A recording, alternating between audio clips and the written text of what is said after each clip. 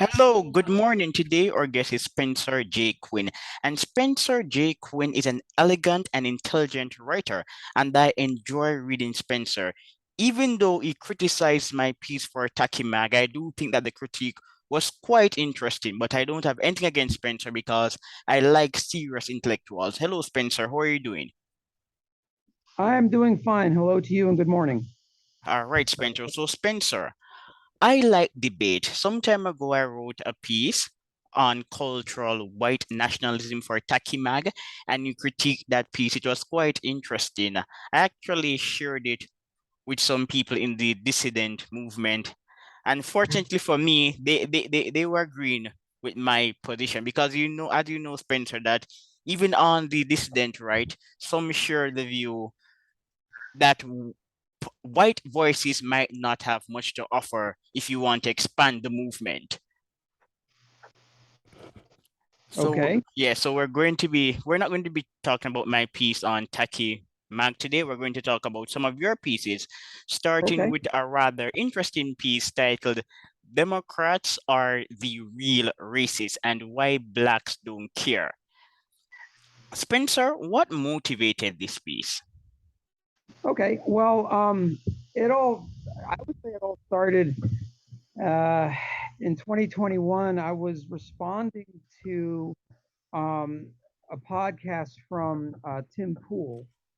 And I wrote an article called Loving Tim Pool. And it was basically about Tim Pool and how he uh, was using the Loving decision from the Supreme Court back in the 60s to promote his idea, very pro miscegenationistic idea that he's very anti-segregationist, and he's afraid that the left is turning very segregationist. And my I had an idea that, well, I think that someone like Tim Pool is very ethnocentric himself. He's just got a very small tribe, which is his, the race tribe. And when you're part of a small tribe in a country of bigger tribes, you don't want to promote tribalism. So I kind of went there with him, and then I decided to think of an example of how the bigger tribes behave tribalistically, and it just popped into my head that blacks vote Democrat and will never vote Republican because voting Democrat is better for their tribe. It's better for blacks to vote Democrat than Republican because um, the Democrats indulge them and ignore them when they behave badly, and that enables them to claim large swaths of land for themselves in an ecological sense. And this was sort of like beside the point in this article, but I thought it was pretty good.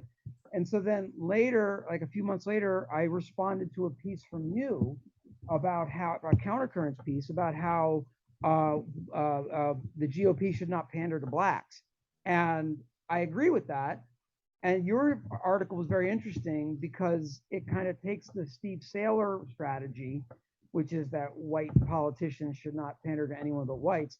And instead of explaining why it's good to do that, you were trying to explain why it was bad for them to pander to blacks.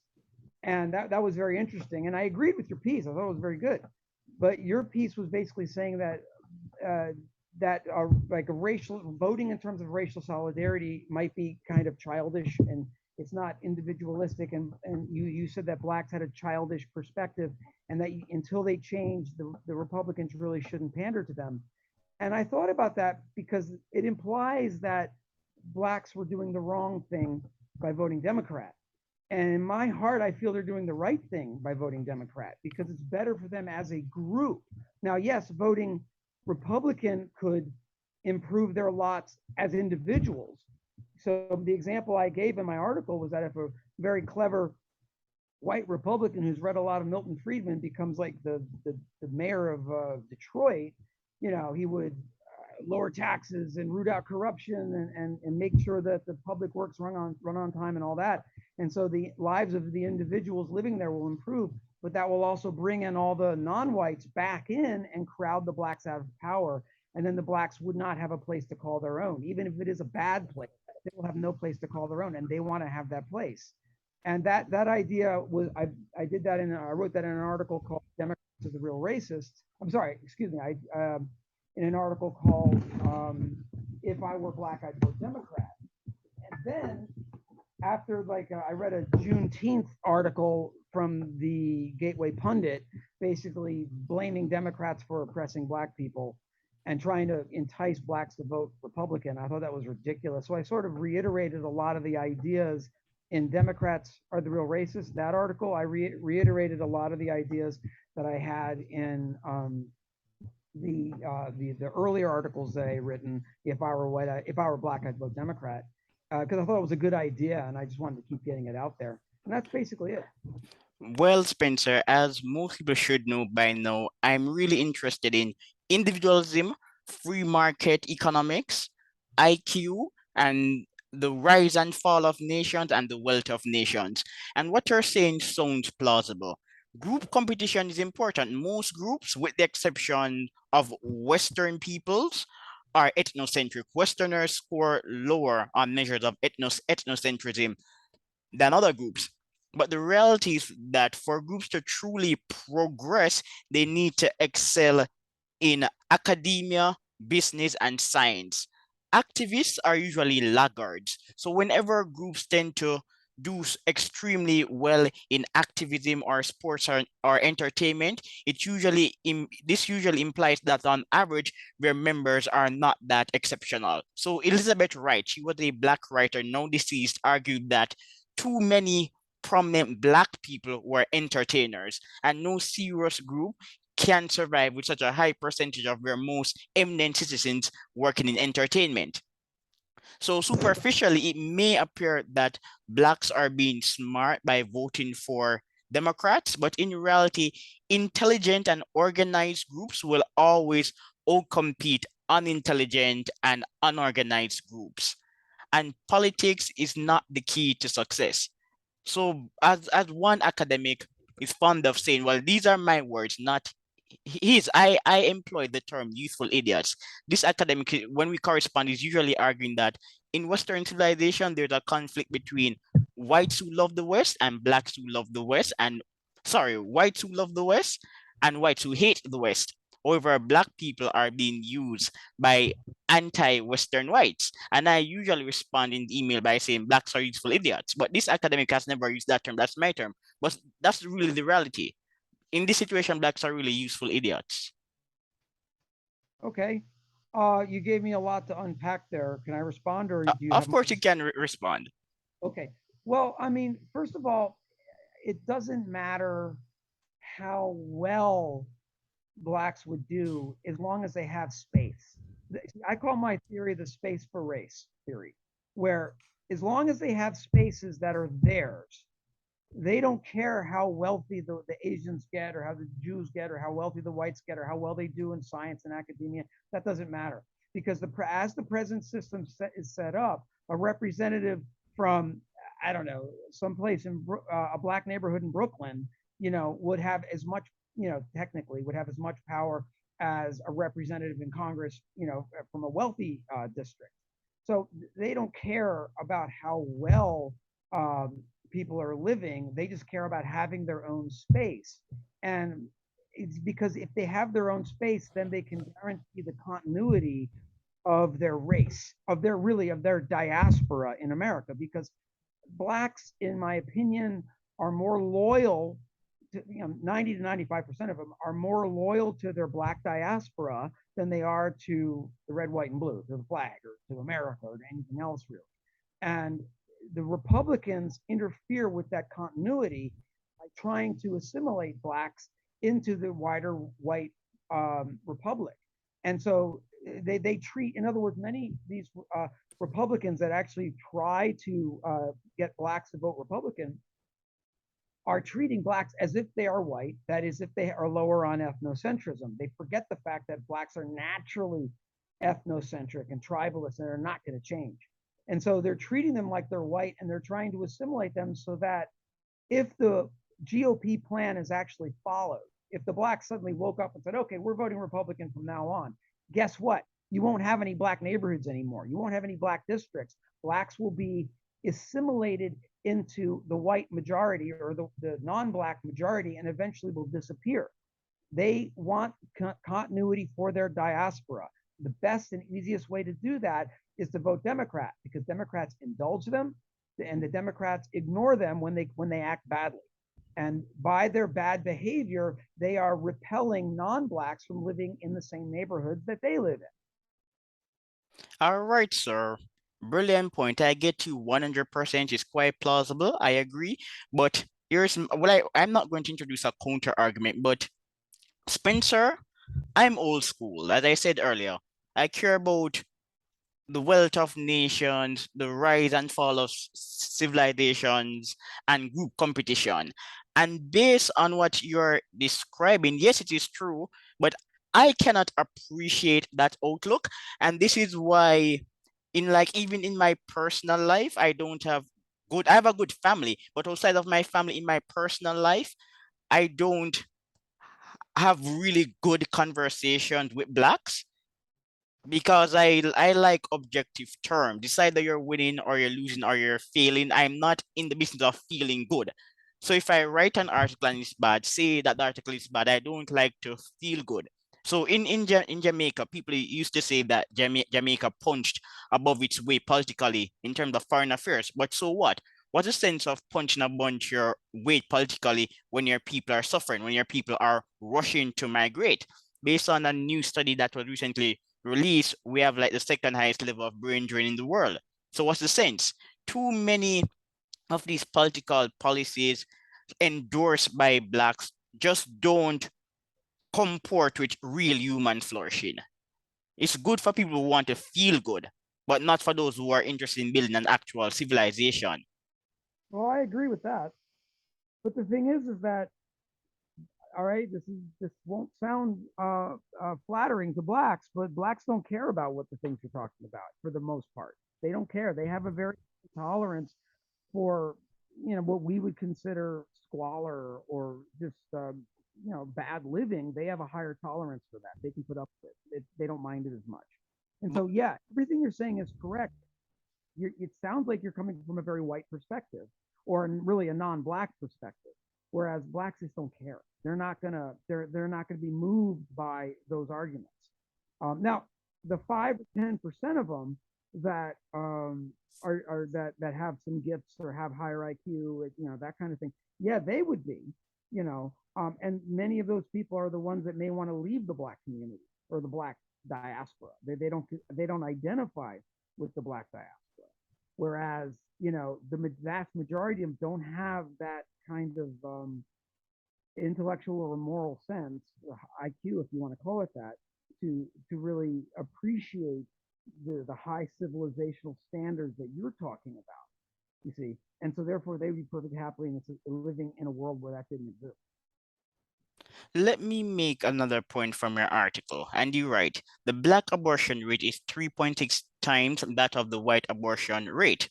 Now remember, blacks are conservatives. Many of them are critical of gay marriage and abortion. But recently, it appears that more blacks, especially prominent blacks, are becoming pro-abortion. Now, as a group that's interested in group warfare and survival, why would you support abortion? So abortion is another example of a radical pro-feminist policy that's being imposed on blacks, and they're accepting it, I guess, because this will allow the better, well, not the better blacks, but the more prominent blacks to extract resources from white institutions. So elite blacks will utter such nonsense because when they do, they're promoted, they can get money from Twitter and another left-wing groups that are interested in supporting these nonsensical worldviews. And Okay. I'm not necessarily referring to abortion as a nonsensical worldview, but you get the point. Worldviews that are not necessarily consistent with human flourishing are worldviews that are counter to the group interest. Because if you're serious about a group survival strategy, you shouldn't be promoting abortion. Recently I was in the public space with a lady who lives in America, and she couldn't name the Supreme Court justice on the bench who's black, Clarence Thomas. She didn't remember his name, or maybe she just didn't know his name. And this woman was saying, yes, they took the right to abortion away from black people. And I'm like, well, the fetus is not the woman's body, so abortion isn't a property right. Neither it is a benefit of privacy because property rights don't exist, one could argue that abortion is sensible on pragmatic grounds. It's insensible for women who are not inclined to be proper mothers to have children. So some people support abortion on pragmatic grounds, but it's not really an issue of rights. So this black woman was supporting abortion, and it was obvious she didn't know what she was talking about. And I was there saying to myself, how could people be such useful idiots? Okay, well, I brought up abortion in my article as a way to lampoon the the GOP, the DAR perspective. Democrats are the real racists. Like for example, I saw this, maybe it was a tweet or an article or something written by the man escapes me. He's a Minnesota politician and Republican, Paul maybe, I forget which one, but he ran for president in 2016 and left early. Anyway, he was arguing that if you really believe that Black Lives Matter, then you should be anti-abortion. I mean, I'm lampooning that position. Where these Republicans would say that abortion is racist because look how the disproportionate number of blacks are getting aborted. Okay, so that aside, the reason why how I would square that would be that blacks are low on empathy, number one, especially when it comes to their own kind, and this is evidenced by their incredibly high murder rate. Okay, so despite the fact that Democrats will look the other way as blacks murder each other and will, and promote, say, lenient punishments for them because they're pro-black or whatever. But at the same time, allowing murderers to go back on the street to kill more is bad for blacks because blacks are the majority of the victims of these murders. And you can use the same argument about abortion, where there are a disproportionate number of black babies being killed. And the black perspective is, so what? Because they're low on empathy. They're not going to care so much. As long as that there are enough blacks being born to repopulate every generation, they don't care if children get aborted or if people get murdered. It doesn't really bother them. Now, from my perspective as a white guy, okay, or really as a non-black, if I were born black, I would be horrified at this behavior and I would disavow blackness and I would say, just get me away from these people. That's how I feel about it. I would disavow. Whereas blacks who don't disavow silently accept or tacitly accept the high murder rate and the high abortion rate, they don't care. What they care about in their long-term interest is to have space. And as long as blacks are repopulating themselves in enough numbers to occupy that space, anything else beyond that is of much less interest to them. Yeah, I agree. And for your point on empathy, Peter Frost, he has written on that topic. Yes, blacks are actually lower in empathy. And empathy has its place in society. It's empathy could be, well, I'm not going to say it could be, it is a function of intelligence, although I also want to criticize empathy.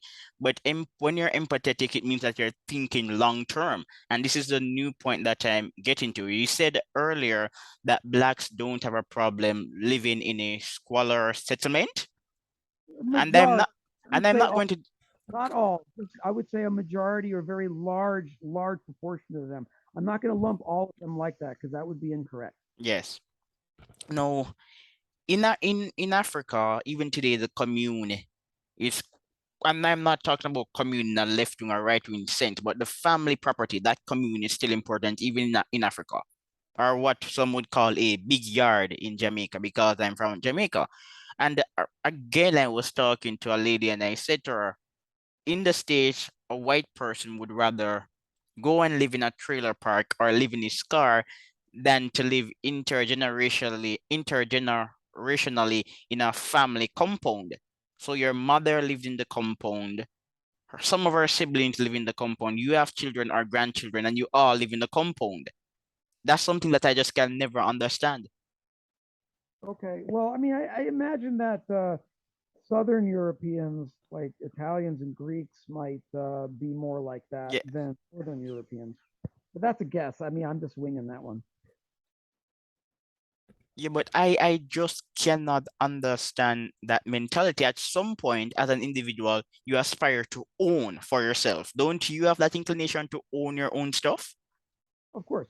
Well, I mean, I don't know. It's maybe it goes back to tribalism, where your identity is with your family and then with your tribe. Like, for example, had an Indian colleague who told me once, but she was quite honest about her appreciation of America and why do you appreciate America, like the American government, the American system so much? Well, it's free of corruption. And I'm like, what? And I pointed out to a very prominent local news story about a major local politician going down, in flames, being caught with bribery or whatever. And I said, well, how can you say that we're not corrupt? And he goes, oh, this is an exception, and people get punished for it. In India, it's the norm. You're expected to be corrupt, and you're expected to serve your family and your tribe first, and then your people set your constituents second or third. And it reminds me of how I recently read Ian Smith's autobiography, and I wrote a review for Countercurrents. It's called The Great Betrayal, and Ian Smith was the final prime minister of Rhodesia, and he was disheartened when the blacks took over shortly before Mugabe did. There was Morzaera, I think his name is, the first black prime minister of Rhodesia or Zimbabwe, who was around for maybe a year in power. Uh, he wanted to employ his brother-in-law at a very important position, like as a statesman, and his brother-in-law had absolutely no credentials whatsoever, and Smith had to gently advise him not to hire him. And that was his first inclination was to hire family, you know, and that to me makes perfect sense from the African mindset because they see themselves as part of their tribe, which is first family, then the greater tribe, whether you're a Tutsi or a Hutu or whatever. And then beyond that, you start thinking about people in a larger sense. Whereas with whites, you may think of yourself as a Swede or, as a Frenchman or something like that. You think of yourself as a larger nation, you see. So, I mean, that's my explanation, but again, I'm winging this one. I'm not, Well, it's actually correct. Guido Tabellini, he has a sorry. paper on the Guido Tabellini, an economist, he has a paper on the topic, limited morality versus generalized morality. People in Southern Europe, they're also similar to some non-Western Europeans, but still more individualistic than non-Westerners. Agree. Impartial trust is crucial to the rise and the continuous success of Western societies. If you're going to succeed in business, you must transcend tribal identities and do business with people who are not a part of the immediate kin or your clan group. Agree. You're right. So, Now, the thing so is even that in Jamaica, according to Lapa polls, most people think that politicians are corrupt. And it's a recurring leitmotif that in the United States, even if you're rich and powerful, if you break the law, you will be charged and you could end up in prison. Whereas in Jamaica, we have a list of scandals and people are not being imprisoned. So your friend from India, she's right. Yeah, I agree. Well, yes. I mean, I think the thing is, though, is that another wrinkle to the Democrats are the real racist idea, or really the space for the race theory, is that the blacks do get funds from the dole. They do get welfare. They do get freebies, and that offsets some of the lack of success they have in industry, business, science, whatever. So they're able to survive and propagate a new generation. And without that, if the Democrats suddenly turned off the spigot, that would seriously impact their ability, their continuity as a diaspora. So yes, you keep bringing up the idea of being being successful, self motivated, pulling yourself up by the bootstraps, and that is a position only a minority, a very small minority of blacks actually take. The majority of them are just happy to take free stuff from the government and just live in their area and expand it as much as they can. Yes, again, when I'm on the show, I don't have a problem disagreeing with my guests. But again, you're right, and we're going to go global. But just briefly, blacks.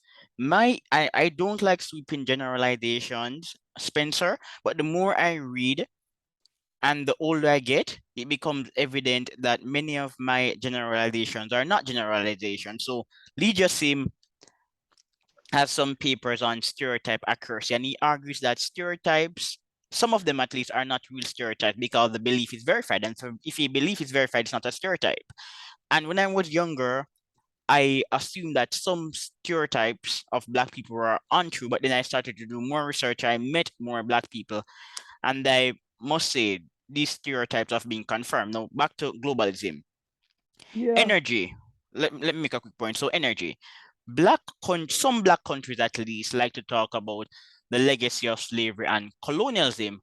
And this is primarily done due to the rise of the dependency school in Latin America and left-wing academics in predominantly white countries like England and America. Because the same blacks who say, okay, get rid of colonial institutions, we want reparations for slavery, they're so blind when it comes to global policies that are imposed on black countries, but despite the fact that such policies have a negative impact on their economies. It's just like energy. Many poor countries, especially countries in Africa and the Caribbean, they're talking about renewable and green energy. Fossil fuels power renewables. I'm no fan of renewables. These countries, like Jamaica, also comply with global financial regulations that are created by North American countries and European countries. And small countries must comply with these regulations, even when they're inapplicable in the local space. So I say to myself, why are people getting worked up over slavery and colonialism, but fail to identify actual modern examples of financial and eco-colonialism that are disproportionately affecting Black people? I just can never get it. okay. Well, I mean, my explanation to that is to never take the left at its word. The left typically lies. They don't really tell you what they really want. First of all, if the blacks were really concerned about the legacy of slavery, then they should talk about the legacy of Arab on black slavery or black on black slavery, both of which I think were demonstrably as bad as white on black slavery, if not worse. So they don't care about that. They don't talk about the fact that there's like this black fetishization of Islam, indicates a complete ignorance of history and how Islam had enslaved and oppressed black people for centuries. And blacks, of course, do it to themselves. And you can look at the slaughter in the civil war in the Congo or in Rwanda and other places. And the idea that we must have reparations for slavery or dealing with the legacy of slavery and colonialism. These are all lies. Don't take them at their word. That's the first thing. Okay. Second thing, you have to realize, this is all my opinion, but I think about this quite a bit. These syllogisms that are used about, the legacy of slavery and colonialism and Jim Crow and all that stuff are basically rhetorical weapons used to reduce the power of white people in white countries and whites, mostly Jews, to power that they didn't have prior. They're trying to basically demoralize white people so that people become less ethnocentric. That's their goal. Okay. And they use this black resentment or this black identity and black lives matter. All of these are weapons to use against white people to help people who don't consider themselves white, either Jews or whites who are like traitorous or who are very, I guess, phobic, that kind of thing. So that is what we're looking at here. It's a bid for power, and it is a way to achieve power without really having to earn it. Because it used to be a century ago, whatever. You to gain power, you'd have to be a military leader or a captain of industry or somebody who very prominent who earned his prominence in one way or another through toil, through honest work, through accurate effort, and they have the CV, the resume to prove it. These days, you can just run your mouth about how you're oppressed, and suddenly you're able to gain influence. You're able to gain power without having to earn it, without having to produce something um, productive or something positive. This, to me, is a replacing of worthy leaders or a worthy aristocracy with an unworthy or hostile aristocracy. And it's like Spenglerian cycle of nations. It's the downflow of the downfall of a great nation where you have less intelligent or less empathetic people who are in charge. and they get it by assuming power without having to earn it. I think that's what we're really dealing with. Don't Yeah, take the entity at its word when it tells you it's really doing things. That's my response.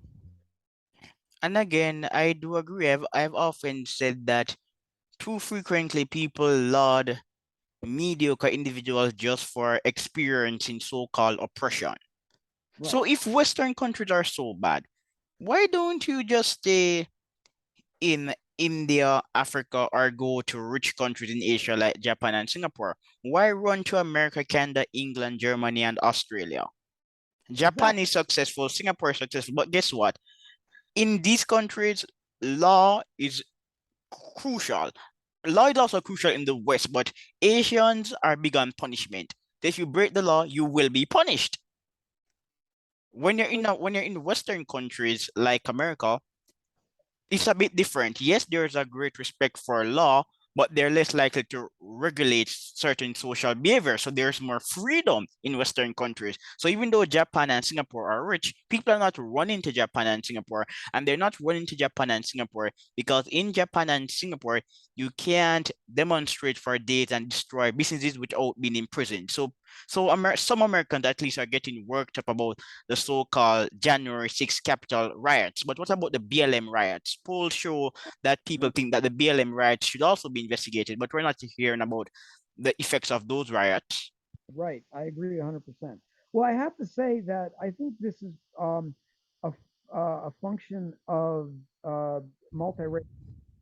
I mean, if white, I mean, European nations before they had any significant non-white minorities, they weren't like that. They were more like Japan or Singapore, as you described them today. They were more like that 100 years ago. Whereas by having multiracialism, and you have a free society, so the same amount of trust that whites bestow upon whites are now by law bestowed upon non-whites who take advantage of that by their nature. Um, because you have that, then you're having people who are gaming the system, non-whites and their white allies, who are gaming the system to benefit non-whites, basically. And I would argue that if Japan had a 20% black majority, it would be way different than it is now. Okay, I mean, you would have to consider the racial deity first, and those places that you described in Asia are very are basically monoracial societies, and that's good for them. And that's the reason why non Asians don't go there so much.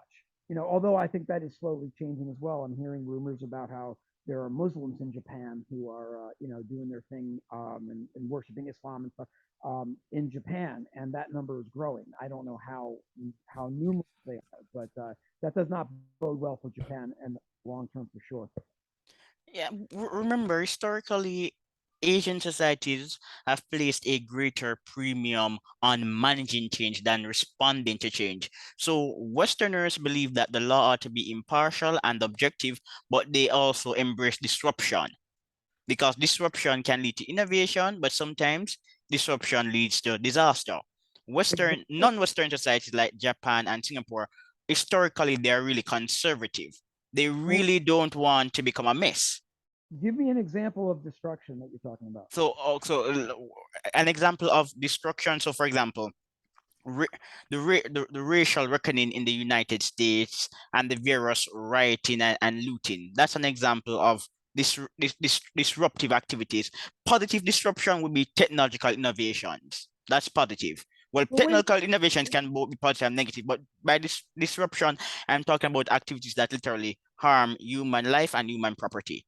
Well, wait a minute now. You would have to take into consideration the convulsions that Japan went through in the late 40s, 50s, and early 60s. There was there was a very prominent Marxist politician that was murdered on television in Japan by a far right guy. He shows up with a sword and just stabs them and kills them. I'm forgetting the names, but there were some incredibly violent riots going on in Japan during that time. Furthermore, I mean, what also I think a Japanese politician was assassinated very recently, and then Yoshindo Abe. right, and then of course in Japan, I'm sorry, China, the government was trying to introduce black students into universities, and the university students responded violently against that and had riot after riot after riot in the 90s about this. So I don't think that, I mean, like, you may be right in the long term Yes, it's a long in because I was just about to say that in Japan there was also the warring states where both Japan and China they have had momentous periods of civil war and strife. In China, there were issues relating to Christianity over 100 years ago. So I do get your point, but for the most part, historically, there's a tendency for Asian people to prefer stability to disruption. um okay, I don't know, maybe. I mean, I think a lot of this might have to do with the fact that Europeans are divided into so many different ethnic groups, and the geography of Europe is such that you're going to have different groups, I guess, evolving over time in different areas, and they develop different temperaments, slightly different temperaments. So, French, German, Italian, Russian, Slavic, or Spanish, or whatever, they do have different. There are differences between them, and that makes them more ripe for conflict. It kind of reminds me of what an ancient history professor once taught me about Greece versus Persia. He said how in ancient Greece, it's such a mountainous area that you had different city states who had different identities, Corinth and Sparta and Athens, etc. And they were not necessarily unified because they were kind of different in terms of character and temperament because of the geographical arrangement of their homeland, whereas the Persians didn't quite have that. There was, the steppes and the swaths of Asia, and so they were much more monolithic and were able to get along better, and that enabled them to produce a great empire that was really big. Whereas the Greeks couldn't really do that; they were always quarreling with each other, and yet they did manage to have an empire, but it didn't last very long. I mean, that's just maybe that's just an explanation as to what you're saying about destruction, because you might have a point there. Yeah, because look, you're like, as I said, at one point, China had a series of revolution. Japan became an imperial power and it was quite violent. But there's a paper by an academic of Asian descent, and he's looking at long-term change and development in China. China was a country that he chose. So when you compare those countries to the West, there is a greater tendency to stability. It's an academic argument. So any I think country can have riots and looting and violence, but in the West, there, as you said earlier, because of the Greek situation, I've heard that argument before. There is an inclination to embrace disruption, the Promethean mindset. Yeah, okay, I can see that point, and that's a double-edged sword because it can lead to Newtons and Leibniz and greatness, but that Yes. also leads to the French Revolution. Yeah, this reminds me of a point that John Stuart Mill made in On Liberty, I believe it was, where he was saying how he's defining what genius is, which we would describe as high IQ, and he claimed that the Chinese were an intelligent people, but they lacked genius, and so therefore as a result, there was great stability, and but he didn't describe that necessarily as a good thing, although it does have its good qualities. Whereas Europe had a lot of bright lights of genius, but also a lot of fire and chaos and a lot of churning and revolution and things like that. And that's good, but that's also bad. So it kind of evens out. I think this might have something to do with the fact that although Asians like the Chinese or the Japanese have a high, Spencer, yes. so I have to close this link to do a part two because we're running out of time. So I'm going to close it. What do you want me to do? No, we're going to come off. I'm going to close it and then send you another link via email. So I'm going to hang up, and then you're Yeah, going yeah, to. yeah, yes. All right. All right, bye.